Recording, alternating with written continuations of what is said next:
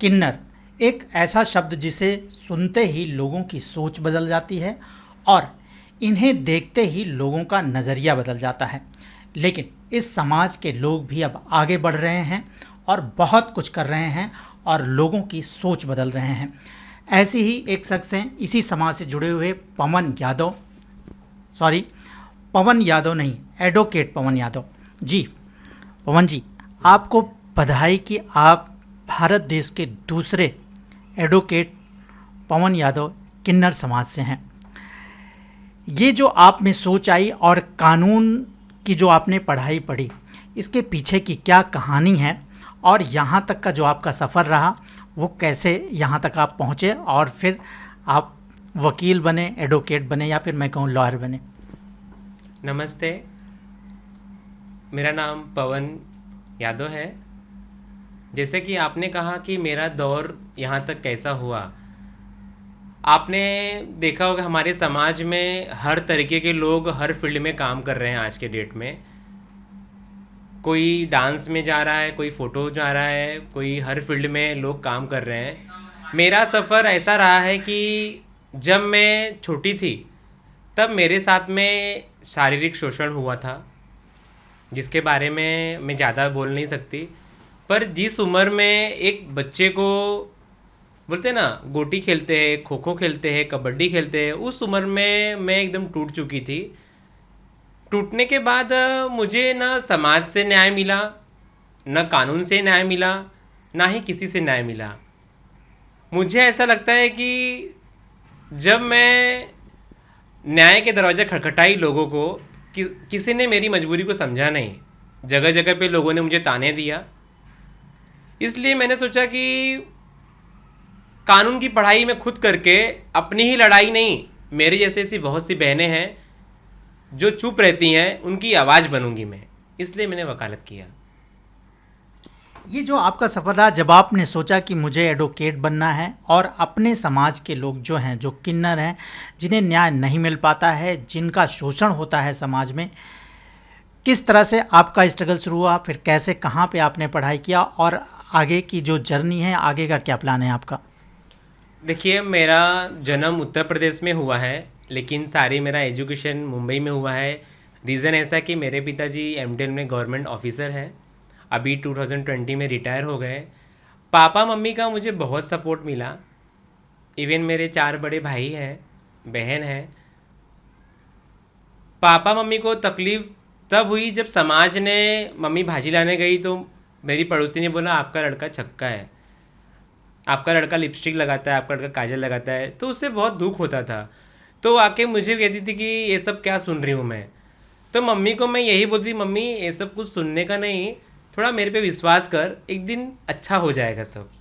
मैं उससे ऐसा आश्वासन दे के चुप कराते रहती थी। तो वो यही बोलती थी कौन सा दिन आएगा, वो कौन सी महीना, कौन सी तारीख आएगा।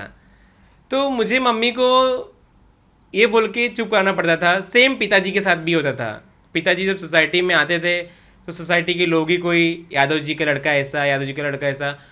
आज के डेट में अगर किन्नर बेघर हैं तो सबसे बड़ा चीज़ है वो समाज है।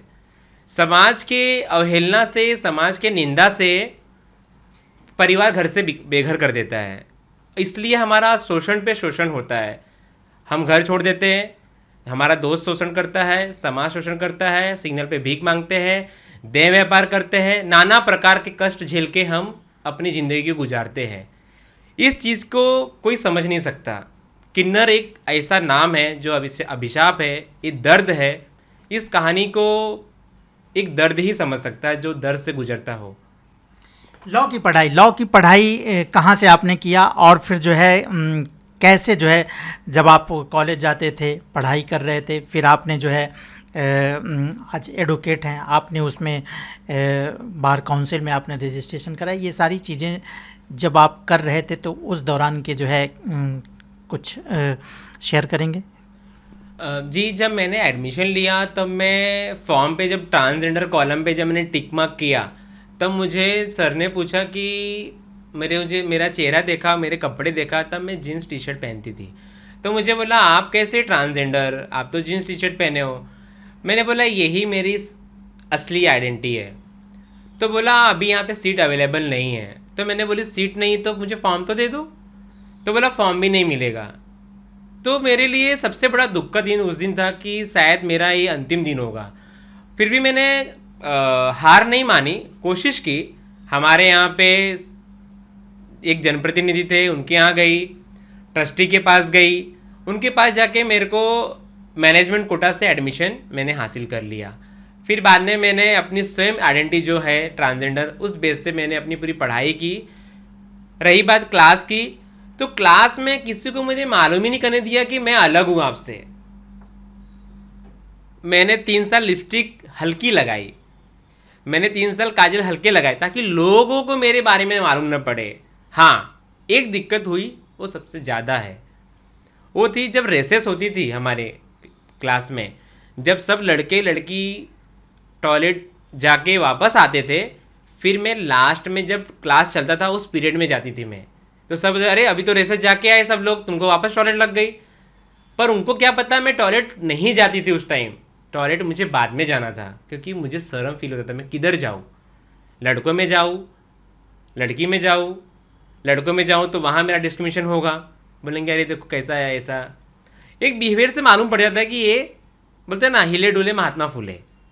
अभी अभी जो आप जो है प्रैक्टिस कर रही हैं, कहाँ पे कर रही हैं, और जो रिस्पांस मिल रहा है लोगों से, जो आपका रिस्पांस मिल रहा है किस तरह का है एक एडवोकेट के तौर पे? देखिए, रिस्पांस तो ऐसा है कि मैं यही बोलूँगी समाज से, समाज जितना हमारी निंदा करेगी, समाज जितना हमें अवहेलना करेगी, हमारा समाज उतना ही आगे बढ़ेगा। इसलिए कि आप जितना हमें पत्थर मारेंगे, उस पत्थर का हम दीवार खड़ा करेंगे। और आने वाले टाइम में, जैसा कि भगवान रामचंद्र जी ने कहा है कि आने वाला साम्राज्य आपका होगा, इसलिए कहा था कि जब वह वनवास को जा रहे थे भगवान रामचंद्र जी, तभी स्त्री पुरुष उभयलिंगी समाज सभी थे। जाने के टाइम पे भगवान ने कहा कि नर नारी घर को प्रस्थान करो। तब एक समाज वहां था, वो किन्नर समाज था, जो जिन्होंने उनका उच्चारण किया ही नहीं भगवान ने। वो बैठे रह गए 14 साल, अनपढ़ गंवार बैठे रह गए। भगवान 14 साल के बाद जब वापस आए तो बोलते भाई लक्ष्मण गए नहीं गांव वाले क्या? तो करीब आए, देखे, बोले किन्नर समाज है। तो भगवान के आंखों में आंसू आया। उन्होंने कहा कि जिस तरह के आप लोगों ने हमारे वियोग में 14 साल यहाँ वेट किया हमारा, आने वाला साम्राज्य आपका होगा। आज 2021 है, राम मंदिर बन रहा है, किन्नरों को न्याय मिल रहा है, हर किन्नर अपनी जगह पे जा रहे हैं। कोई जज बन रहा है, कोई वकील बन रहा है, कोई डॉक्टर बन रहा है, कोई फोटोग्राफर बन रहा है, कोई गाड़ी चला रहा है। अपनी अपनी आइडेंटिटी को लेके सब लोग काम कर रहे हैं। ये सबसे बड़ा जंग छिड़ गया है हमारे समाज में, कंधे से कंधा मिलाने का, और हम होंगे कामयाब हर दिन। वही बात कि एडवोकेट पवन यादव ये जो है अपने समाज के लिए अब किस तरह से कानूनी लड़ाई लड़ेंगे, और अगर मैं सरकार की बात करूं तो उनसे अभी उनकी क्या मांगें पहली हैं कि क्या किए जाएं ताकि इस समाज के लोगों को और साहस मिले और ताकत मिले। सरकार से अभी एक ही निवेदन है मुझे कि जिस तरीके से नॉर्मल लोगों को आप राशन कार्ड उपलब्ध कराए हैं, लोगों को दाल चावल नमक आटा मिलता है जो भी, उसी तरीके से किन्नर समाज को भी एक राशन कार्ड एक दिया जाए, उनकी आइडेंटिटी। उसके जरिए जो 100-200 रुपये के लिए देह व्यापार करते हैं, उनको देह व्यापार करना न पड़े। अगर उनकी जरूरत की चीज़ें राशन कार्ड से मिलेंगी तो मुझे लगता नहीं है कि सिग्नल पे इतनी भीड़ होगी और ट्रक के पीछे इतनी भीड़ होगी।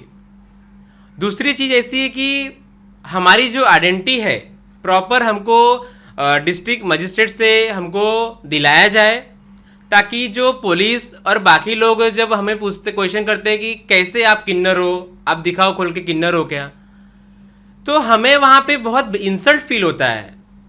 अगर हमारी आइडेंटिटी रहेगी, जैसे हमारा आधार कार्ड है, हम दिखाएंगे देखो ये हमारी आईडी है, हमारे इस पे लिखा है ट्रांसजेंडर। तो सरकार से यही 2 चीजें हैं। तीसरा ऐसा है कि अगर हम कहीं रेंट पे घर लेते हैं तो एज पर लॉ के हिसाब से सबको समानता का अधिकार है, पर हमें घर लेने के लिए सोसाइटी का सेक्रेटरी बोलता है छक्कों को यहां अलाउ नहीं है। क्या उसके लिए कानून कोई बना है क्या? रूम ऑनर बोलता है मैं तो रखना चाहता हूं पर सोसाइटी नहीं रखना चाहती। इस तरीके के हम लोग फेस करना पड़ता है। तो सबसे जरिया है कि सरकार इस पे कुछ कानून बनाए, और जो आयोग है उसका, जो आयोग पे जो काम नहीं हो रहा है उस पे सरकार काम करने के लिए इम्प्लीमेंट करे। क्योंकि कानून की वजह से ये दिक्कतें आ रही हैं। कानून, आपने कानून की पढ़ाई अब कर ली है और आगे किस तरह से लड़ेंगे आप इस समाज के लिए, क्योंकि आप एडवोकेट हैं। अब आपके ऊपर जो है बहुत सारे जो किन्नर समाज के लोग हैं उनका भरोसा है, उनको एक विश्वास है कि हमारे ही समाज का एक शख्स जो है आज एडवोकेट बना है, हमें दूसरे पे आश्रित नहीं रहना है, अपना जो है अधिकार पाने के लिए, अपना हक पाने के लिए। किस तरह से आगे की लड़ाई आपकी है? अभी हमने, हमारा जो टीम है हमारी कम्युनिटी का, हमने एक एनजीओ बनाने की सोची है। इसके तहत हम लोगों तक अपने बात रखेंगे, बच्चों, स्कूल में, पुलिस स्टेशन में, डॉक्टर में, हर जगह हम अवेयरनेस करेंगे ट्रांसजेंडर के बारे में कि कैसे हमको आप स्वीकार करें और हमारे अंदर भी चेंजेस क्या है, आपको हमारे बारे में जागृति फैलाएंगे। इसके तहत हम लोगों में जाएंगे। जब तक हम लोगों में नहीं जाएंगे लोग हमसे नहीं मिलने आएंगे। सबसे बड़ी चीज़ तो यही है। आपकी टीम में और भी एडवोकेट अब आएंगे जो किन्नर समाज से जुड़े होंगे, क्या उनको आप लाएंगे? आएंगे। देखो अभी तो कैसा है, एक दूसरे को देख के हिम्मत आ रही है लोगों में। आज मैं यहाँ तक पहुंची हूँ तो शायद मैं भी किसी को देख के यहाँ तक पहुंची हूँ, तो मुझे भी कोई देख रहा होगा, सुन रहा होगा, उससे भी हिम्मत आएगी। तीसरा भी लॉयर आएगा, चौथे भी लॉयर आएंगे। एक दिन ऐसा आएगा कोर्ट में किन्नरों वकील की लाइन होगी। एक दिन कोर्ट में किन्नरों और समाज से जो लोग हैं ऐसे तमाम सारे एडवोकेट दिखेंगे। ये हौसला है पवन यादव जी का, जो कि एडवोकेट हैं, और उनका भी यही कहना है कि उन्होंने कानून की पढ़ी है। उनके समाज के लोगों का अब उन पर ज़्यादा विश्वास हो रहा है, उन पर बहुत भरोसा है। उन्हें उम्मीद है कि उनकी जो कानूनी लड़ाई है, जो उनके अधिकार हैं, वो मिलेंगे। और इस तरह के लोग जब आएंगे, बड़े बड़े जगहों पर पहुंचेंगे, वो एडवोकेट बनेंगे, डॉक्टर बनेंगे या कॉरपोरेट सेक्टर में जाएंगे, तो उन्हें बहुत ही उम्मीदें हैं अपने भविष्य की। जो समाज उन्हें आज हे दृष्टि से देखता है, वहाँ पर उनका एक स्थान होगा। और एडवोकेट पवन यादव एक मिसाल हैं, और ऐसे ही बहुत सारे लोग आएंगे इस समाज से जो आगे बहुत कुछ करना चाहते हैं। कैमरामैन जावेद के साथ राजेश त्रिपाठी, एबीपी न्यूज़, मुंबई।